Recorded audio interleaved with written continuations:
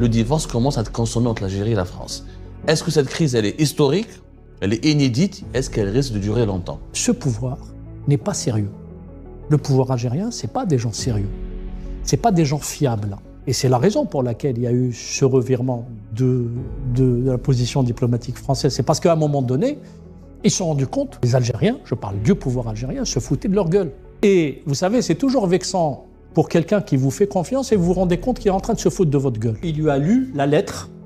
Il lui a lu la lettre. Je peux vous certifier, lors d'un entretien en tête-à-tête, il lui a lu la lettre qu'il allait rendre publique le 30 juillet 2024. Il a vraiment lu cette lettre? Je vous assure qu'il lui a lu la lettre. La dernière fois ils se sont rencontrés, donc il a dû... En Italie. En Italie, lors du sommet du G7. Oui. Là, Rachida Dati est partie au Sahara occidental. Elle a inauguré donc des annexes d'institutions officielles rattachées à l'État français. Est-ce que ça signifie, comme l'a dit Abdelmajid Tebboune, que la France et l'Algérie se sont définitivement perdus? Ce sont des choix stratégiques d'un État souverain. Et on va dénier à la France d'avoir des choix stratégiques d'un État souverain. Enfin, au nom de quoi? La France a décidé que son partenaire privilégié en Afrique du Nord, c'était le Maroc. Et là, la France a raison. D'abord, une première question. Cher confrère, est-ce que elle était prévisible, cette crise entre Alger et Paris? Est-ce que vous, par exemple, de votre position, de votre point de vue, après tant d'années de travail, je rappelle juste que vous avez écrit beaucoup de livres sur l'Algérie, vous êtes l'un des spécialistes les plus respectés, en tout cas les plus consultés de France en matière de lutte contre l'islamisme, en information sécuritaire, sur la lutte contre le terrorisme.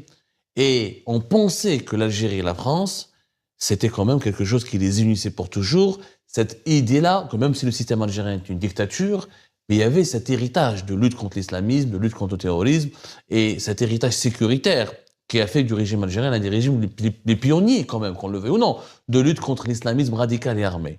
Et aujourd'hui, on a l'impression que même sur ce registre, le divorce commence à être consommé entre l'Algérie et la France. Est-ce que cette crise, elle est historique? Elle est inédite? Est-ce qu'elle risque de durer longtemps? Je pense qu'on a été nombreux à se tromper sur la nature du pouvoir algérien. J'y reviendrai.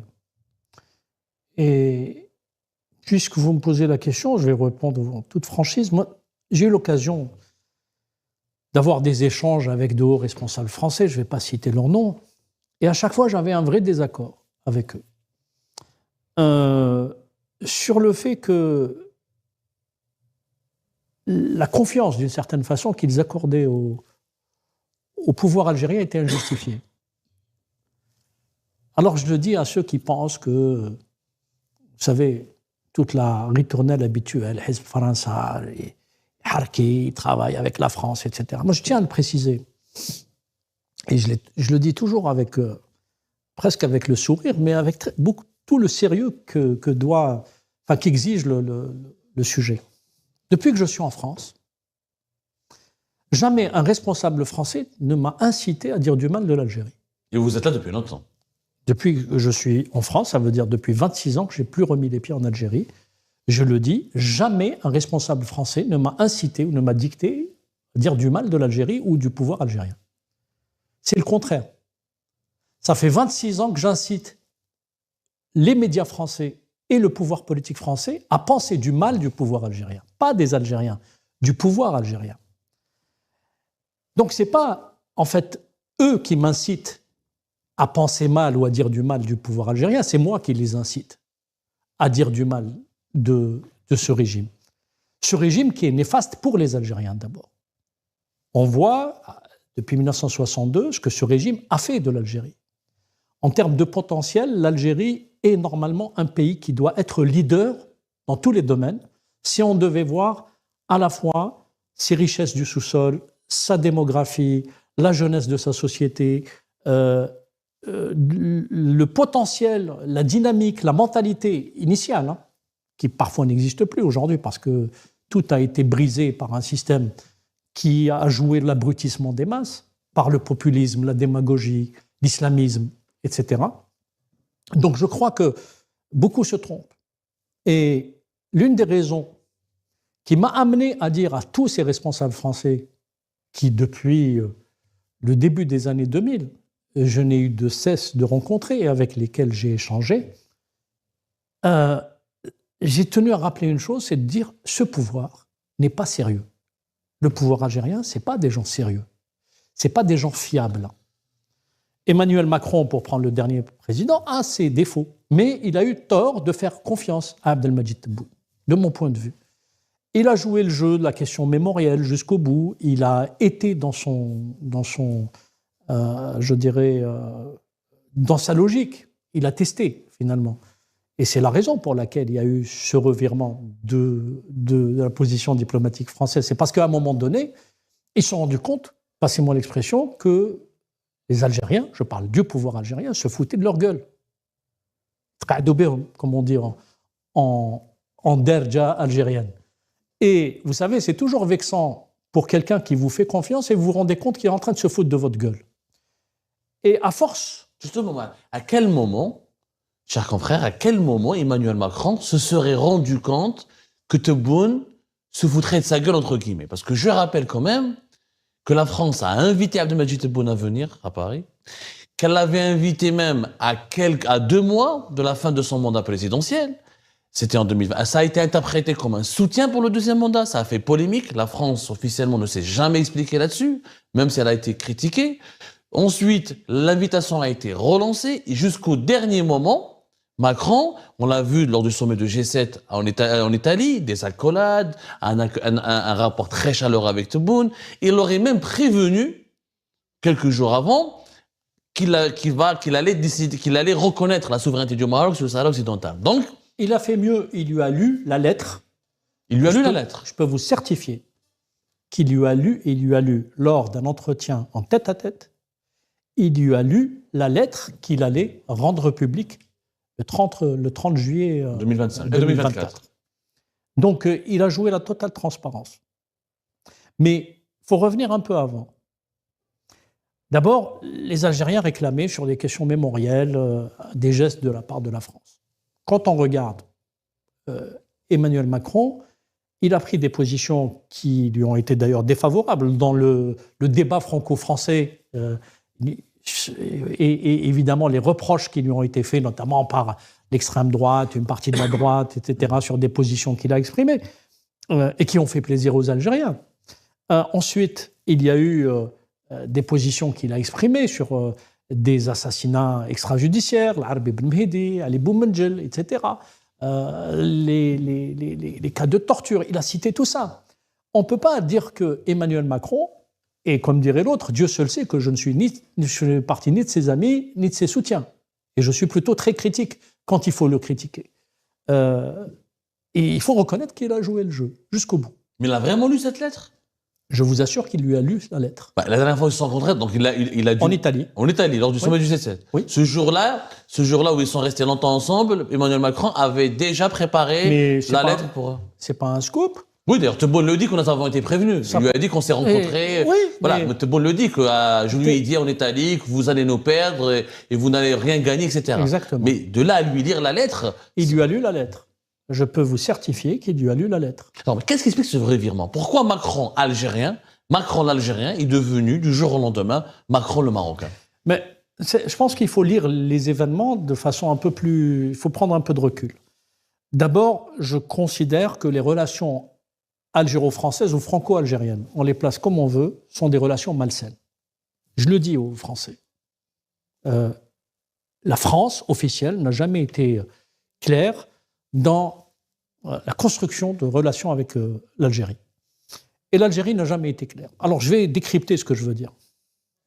Quand, d'un côté, vous savez qu'il y a des responsables français qui ont été compris corrompus par le pouvoir algérien. Je ne vais pas citer le nom parce que je ne veux pas m'exposer à des polémiques inutiles.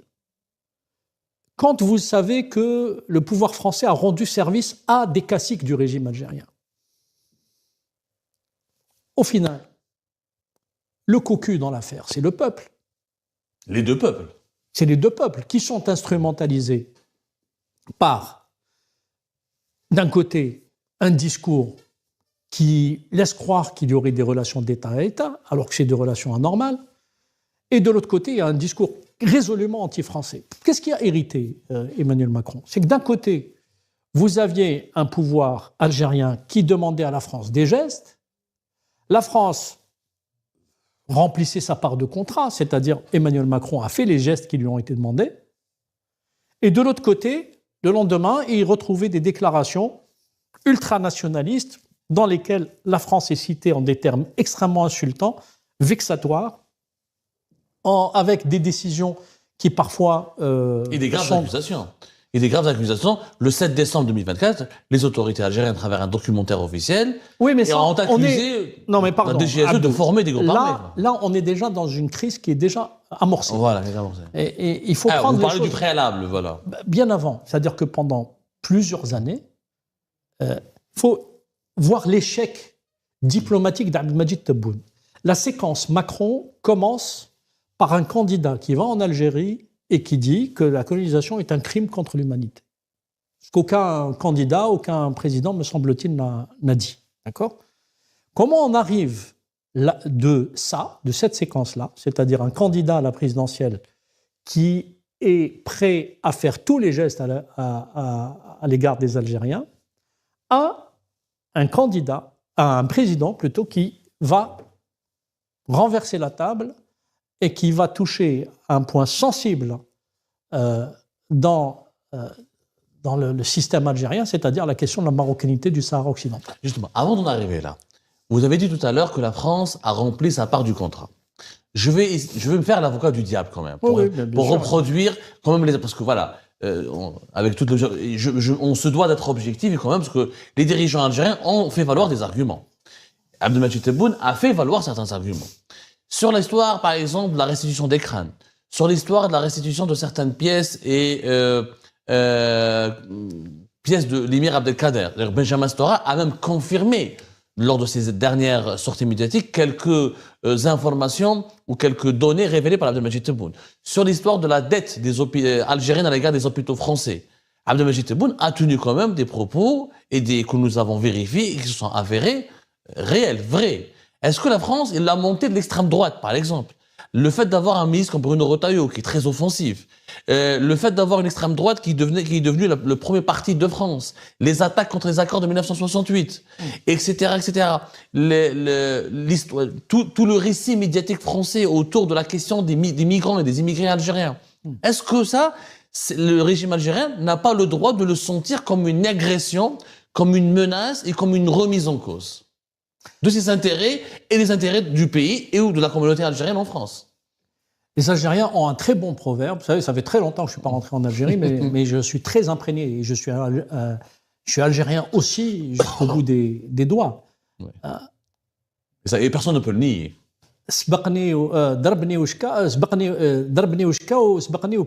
C'est-à-dire que, en gros, c'est une mentalité très algérienne de ce système-là qui va créer les conditions. Encore une fois, j'ai posé une question, et je pose une question à tous ceux qui vont regarder cet échange.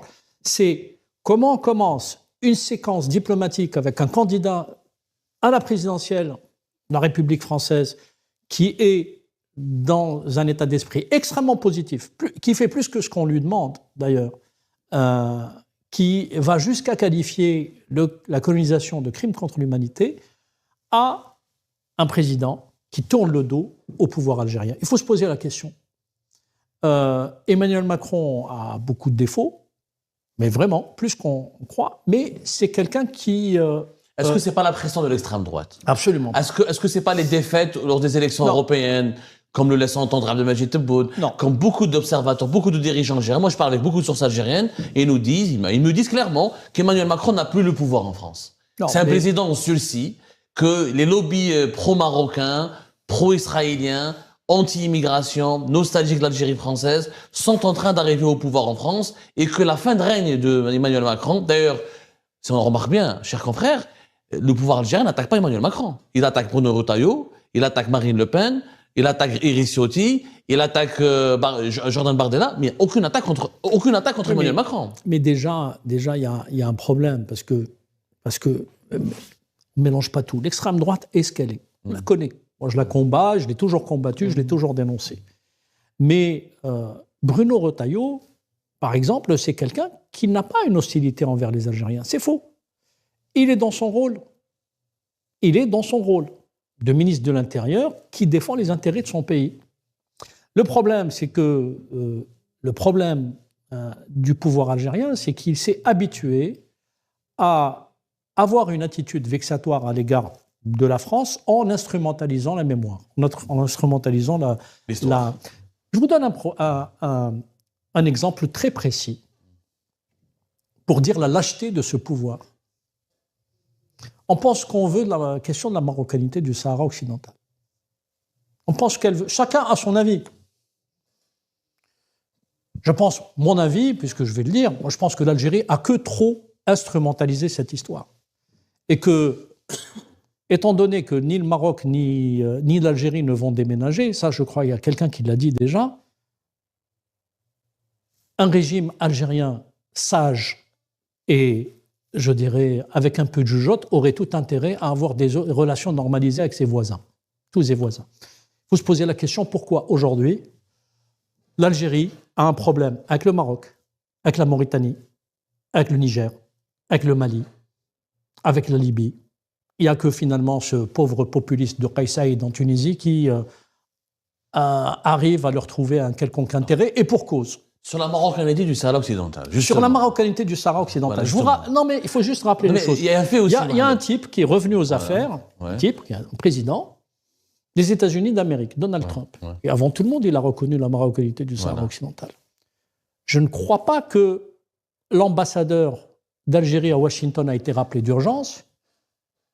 L'ambassadrice des États-Unis à Alger circule comme bon lui semble et elle est totalement libre de ses mouvements. Je ne crois pas que n'importe quel ambassadeur des États-Unis ait été convoqué avec des coups de bâton par la diplomatie algérienne, où je n'ai pas souvenance qu'Abdelmadjid Tebboune a fait une table ronde ou une conférence de presse pour dire tout le mal qu'il pense des États-Unis et de Donald Trump. Donc il y a déjà une attitude à géométrie variable.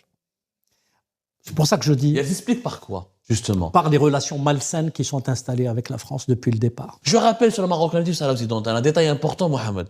C'est qu'en août 2022, dans la fameuse déclaration d'Alger, Emmanuel Macron s'était engagé à ce que la France demeure neutre et à ce que la France demeure respectueuse de l'engagement de l'Organisation des Nations Unies, à savoir qu'on considère le Sahara occidental comme étant un territoire encore non autonome à décoloniser.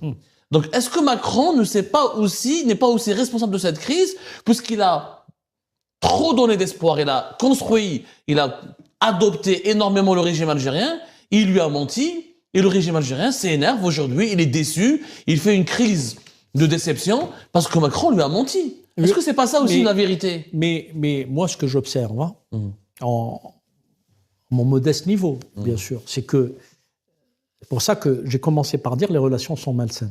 Il y a une crise passionnelle.